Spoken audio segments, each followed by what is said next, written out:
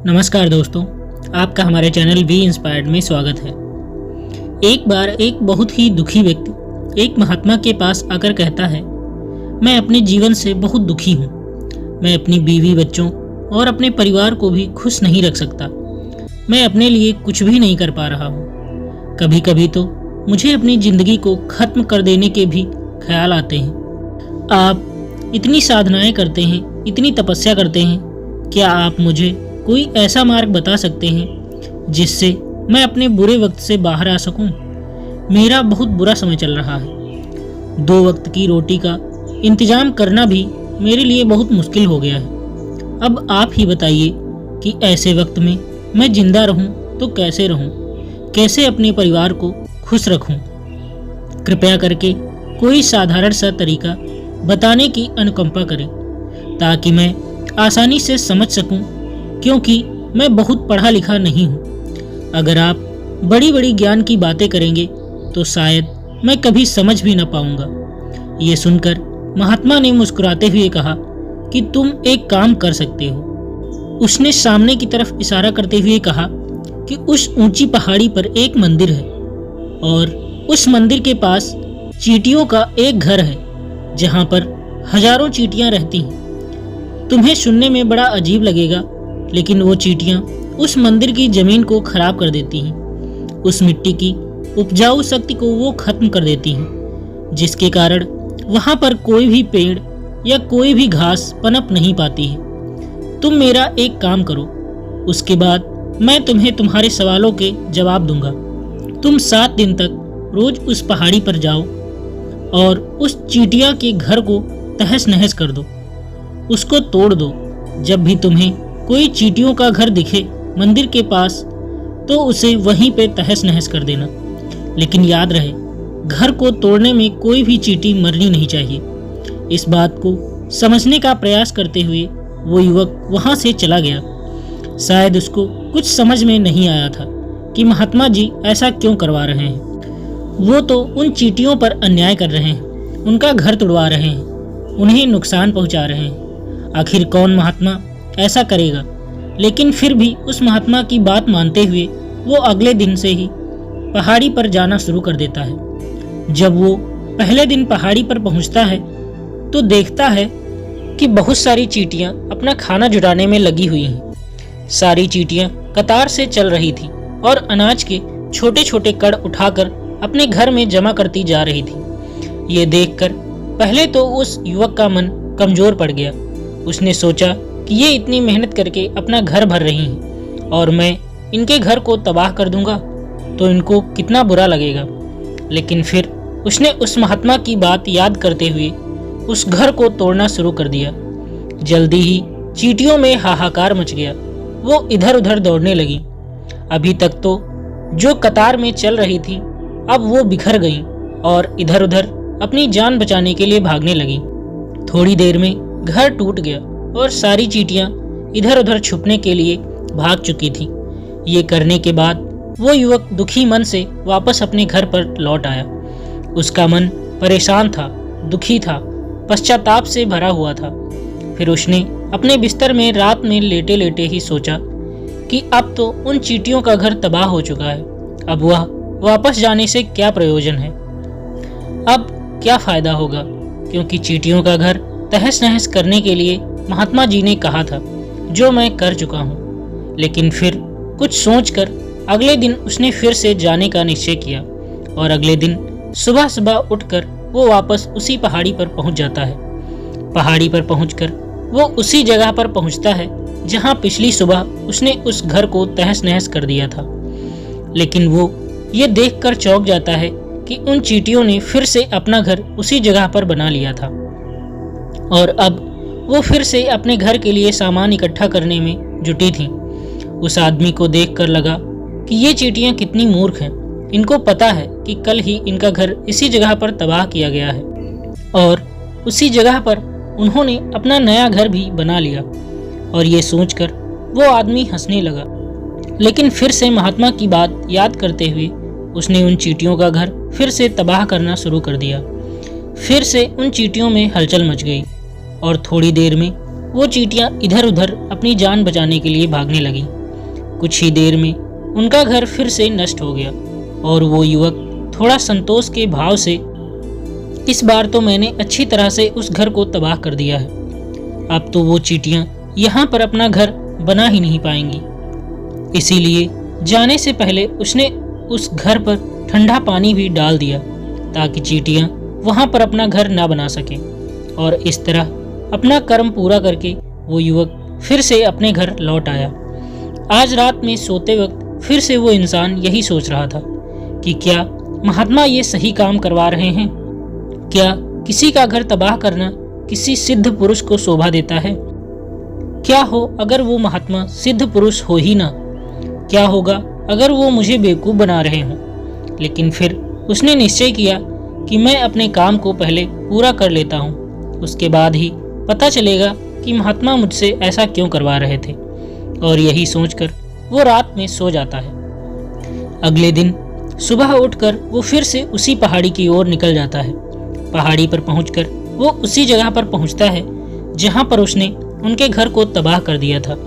और वो ये देखकर खुश हो जाता है कि वहां पर कोई भी घर नहीं था, सारी चींटियां वहां से भाग चुकी थीं।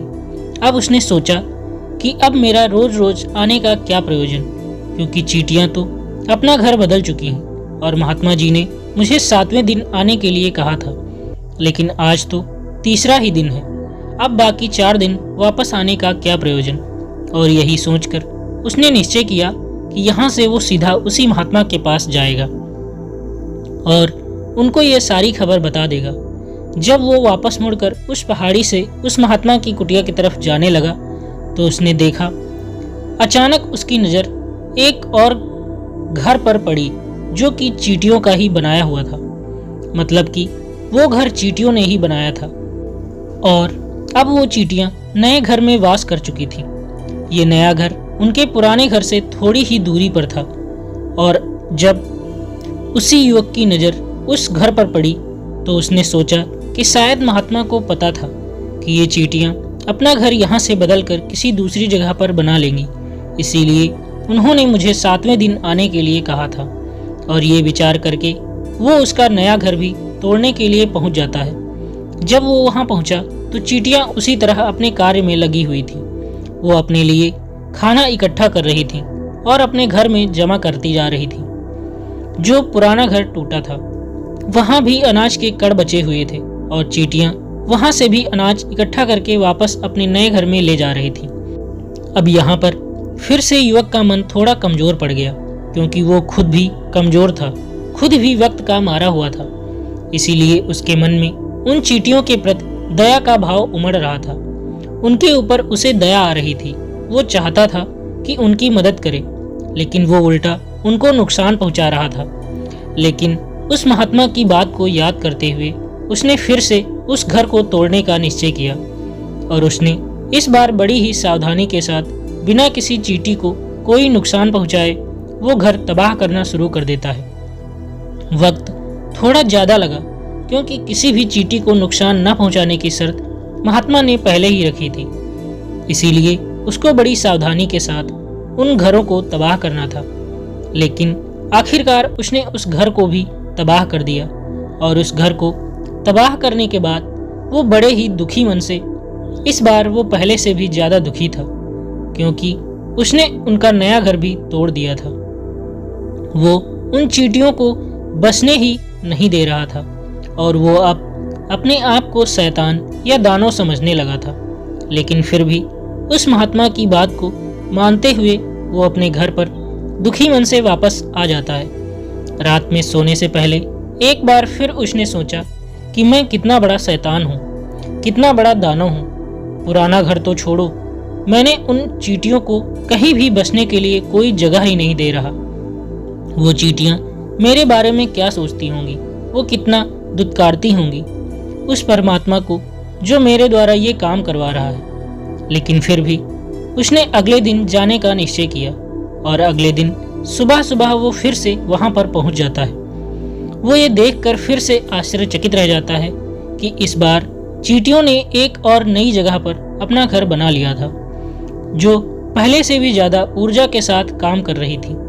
और उन्होंने एक रात में पहले से भी बड़ा घर बना लिया था और अब वो फिर से अपना अनाज और खाना इकट्ठा करने में जुटी हुई थी। ये देखकर उस आदमी को लगा कि ये चींटियां किस मिट्टी की बनी हुई हैं। मैं इनको बार बार यहाँ से भगाने की कोशिश कर रहा हूँ और ये वहीं पर अपना घर बना लेती हैं। क्या इनको नहीं पता है कि मैं इन्हें यहाँ पर कभी भी बसने नहीं दूंगा? ये चींटी हैं, दिखने में इतनी छोटी हैं, लेकिन फिर भी ये मुझसे हार नहीं मान रही हैं। बड़ी ताज्जुब की बात है। और इस बार उसने गुस्से में उस घर को तहस नहस करना शुरू कर दिया। लेकिन इस बार तहस नहस करते हुए कुछ चींटियां वहीं पर मर गईं। उसके पैरों तले कुचल दी गईं। कुचलने के बाद जब वो अपने अहंकार से बाहर आया तो उसने देखा कि गुस्से में उसने उन चींटियों को कितनी क्षति पहुंचा दी है। उसका मन पश्चाताप से भर गया और वो रोता हुआ अपने घर की तरफ बढ़ गया। रात में सोते वक्त उसने सोचा कि मैं उन चींटियों पर बहुत ज़्यादा अत्याचार कर रहा हूँ। अब इससे ज़्यादा अत्याचार मैं नहीं कर पाऊंगा। और यही सोचकर वो अगले दिन उन चींटियों के लिए अपने घर से थोड़ा आटा लेकर उसी पहाड़ी पर पहुंच जाता है। आज उसके मन में उन चींटियों के प्रति श्रद्धा का भाव था, दया का भाव था। आज वो उनकी मदद करना चाहता था। और जब वो वहां पर पहुंचा तो चींटियां फिर से अपने नए घर को बनाने में जुटी हुई थी। उसने बड़ी ही करुणा के साथ उन चींटियों को अपना लाया हुआ आटा खिलाया और अगले 3 दिनों तक वो ऐसा ही करता रहा। वो रोज सुबह जाता और उन चींटियों को अपने हाथों से आटा खिलाता। 7 दिन के बाद जब वो युवक उस महात्मा के पास पहुंचकर हाथ जोड़कर बोलता है कि हे महात्मा जी, मुझे माफ कर दीजिए। मैंने उन चींटियों का घर तबाह करने के लिए बहुत कोशिश की। मैंने उनका घर तबाह किया भी, 1 बार नहीं 4-4 बार मैंने उनका घर तोड़ा। उसके बाद मैं हिम्मत नहीं कर पाया, उनके घर को नहीं तोड़ पाया। मैं समझ सकता हूँ कि मैंने आपका काम पूरा नहीं किया और इसके बदले आप मुझे वो तरीके भी नहीं बताएंगे जो कि मुझे मेरे बुरे समय से बाहर निकाल सकते हैं। लेकिन मुझे इसका कोई खेद नहीं है। मुझे लगता है कि मैंने जो किया वो सही किया, इसीलिए मैं आपसे आज्ञा लेकर वापस जा रहा हूँ। कृपया मुझे वापस अपने घर जाने की आज्ञा दीजिए। ये सुनकर महात्मा ने मुस्कुराते हुए कहा, अरे बेटा, कहाँ चल दिए? रुको तो सही, जलपान तो कर लो, थोड़ी देर ठहर तो जाओ, उसके बाद चले जाना। और ये कहकर वो महात्मा उस युवक के लिए पानी लेकर आते हैं। पानी पिलाने के बाद महात्मा उस युवक से पूछते हैं कि तुम मुझे ये बताओ कि आखिर तुम उन चींटियों का घर तबाह क्यों नहीं कर सके? वो चींटियां तो छोटी छोटी हैं और तुम इतने विशालकाय हो, फिर भी तुम उन छोटी छोटी चींटियों का घर तबाह नहीं कर पाए। कहाँ है तुम्हारी शक्ति, तुम्हारा बाहुबल? इसका जवाब देते हुए उस युवक ने कहा कि हे महात्मा, मैंने उन चींटियों का घर तबाह कर दिया था, बार बार किया। एक बार तो अपने गुस्से में मैंने उन चींटियों को भी हानि पहुंचा दी, लेकिन जिस दिन मैंने उनको हानि पहुंचाई उसी दिन मेरे को लगा कि मैं इनको क्यों हानि पहुंचा रहा हूं, क्यों इनको तकलीफ दे रहा हूं। और उसी दिन से मैंने उनको क्षति पहुंचाने की बजाय, नुकसान पहुंचाने की बजाय उनकी सहायता करनी शुरू कर दी। ये सुनकर उस महात्मा ने कहा कि यही तो सीखने की बात है। एक छोटी सी चींटी हमें जीवन का संदेश दे जाती है। मैंने तुम्हें उन चींटियों का घर तबाह करने के लिए नहीं भेजा था, मैंने तुम्हें भेजा था ताकि तुम उन चींटियों से कुछ सीख ले सको। तुम्हें क्या सीख मिली उन चींटियों से, क्या मुझे बता सकते हो? ये सुनकर उस युवक ने पूरी कहानी बयां कर दी। पूरी कहानी सुनने के बाद महात्मा ने मुस्कुराते हुए कहा कि बेटा, पहली सीख जो इन चींटियों से लेनी थी वो ये थी कि तुमने कितनी ही बार उनके घर को तोड़ने की कोशिश की, कितनी ही बार प्रयास किया कि उनका घर तबाह हो जाए, लेकिन वो हर बार अपना नया घर बना लेती थी। उन्होंने कभी भी हार नहीं मानी। अगर वो हार मान लेती तो वो चींटियां तुम्हें वहां पर नहीं मिलती। जीवन कार्यशीलता का नाम है, लेकिन हम मनुष्य 1-2 बार हार मिलने पर ही टूट जाते हैं, हताश हो जाते हैं और फिर जीवन में प्रयास ही नहीं करते। और कुछ लोग तो अपनी जिंदगी को खत्म करने पर उतारी हो जाते हैं। लेकिन जानवरों में तुमने एक बात देखी होगी कि वो अपना जीवन खुद से या स्वयं से कभी खत्म कर ही नहीं सकते। तुमने कभी नहीं सुना होगा कि किसी जानवर ने आत्महत्या कर ली, चाहे वो जानवर कितना ही भूखा क्यों ना हो, कितना ही दुखी क्यों ना हो, लेकिन वह अपने जीवन के लिए हमेशा संघर्ष करता रहता है। लेकिन वहीं पर दूसरी तरफ हम मनुष्य एक दो बार हताश होने पर ही अपना जीवन खत्म कर लेते हैं। जीवन तो कर्मशीलता है, कर्म करने का नाम है जीवन, और मृत्यु आखिरी विश्राम है, परम विश्राम है। इसीलिए मृत्यु से पहले कर्म करना कभी मत छोड़ना, क्योंकि मृत्यु के बाद तो तुम परम विश्राम में ही चले जाओगे। तो उससे पहले कर्म करना क्यों छोड़ रहे हो, क्यों हताश हो रहे हो? अगर तुम्हारा एक घर टूट गया है तो दूसरा घर बनाने का प्रयास करो, कोशिश करो, और कोशिश करने वालों की कभी हार नहीं होती। ये तुम उन चींटियों से देख चुके हो, देखने में तुमसे कितनी छोटी हैं और तुम इतने बड़े हो, लेकिन उनका मन तुम्हारे मन से इतना बड़ा है, इतना विशाल है, इतना दृढ़ संकल्प है कि इतनी बार घर टूटने पर भी उन चींटियों ने कभी हार नहीं मानी। दूसरी सीख यहाँ से लेने की थी, वो ये थी कि जब भी हमारे ऊपर बुरा समय आता है, हमें लगता है कि ये समय कभी नहीं जाएगा, ये समय मेरे जीवन को बर्बाद कर देगा, मुझे कभी नहीं जीने देगा। और अपने इन्हीं ख्यालों से, अपने इन्हीं विचारों से, जिनका असलियत में कोई भी अस्तित्व नहीं है, वो सिर्फ विचार हैं, और वही विचार हमारे मन को दुखी कर देते हैं, और इसीलिए हम प्रयास करना भी छोड़ देते हैं। लेकिन तुम खुद सोचो कि बार बार प्रकृति हमें क्षति पहुंचाएगी, नुकसान पहुंचाएगी, लेकिन कब तक पहुंचाएगी? अगर हम बार बार फिर से उठ करके फिर से नया प्रयास करते रहेंगे तो प्रकृति भी हमारे सामने घुटने टेक देगी, और वो भी एक दिन हमारे ऊपर दयावान हो जाएगी, कृपाल हो जाएगी, और वो हमें सब कुछ देने लगेगी जिसकी हमने कभी कामना की थी। तुमने खुद देखा कि तुम उन चींटियों को तबाह करने के लिए पहुंचे थे, लेकिन बाद में तुम ही उन चींटियों को अनाज और आटा देने लगे, तुम ही उन पर कृपाल हो गए। क्यों हुए? क्योंकि तुमने देखा कि वो चींटियां हार ही नहीं मान रही। इसी तरह अगर तुम भी अपने जीवन में कभी हार नहीं मानोगे तो एक ना एक दिन ये प्रकृति तुम्हें वो सब कुछ देगी जो तुम अपने जीवन में पाना चाहते थे। इसीलिए दो सीख याद रखना, कर्मशीलता, कार्य करते रह जाना, और दूसरा कि एक ना एक दिन प्रकृति तुम्हारी उस कर्म का परिणाम तुम्हें जरूर देगी।